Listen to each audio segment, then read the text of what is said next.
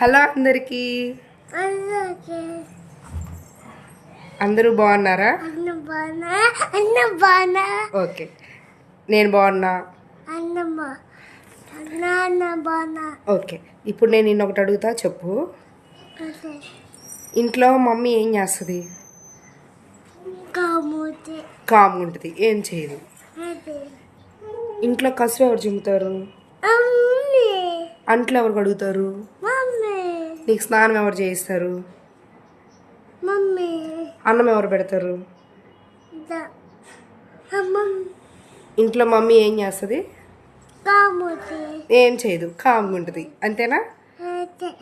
అంతేనా? నీకు బట్టలు ఎవరు వేస్తారు? మమ్మీ ఏం చేస్తుంది?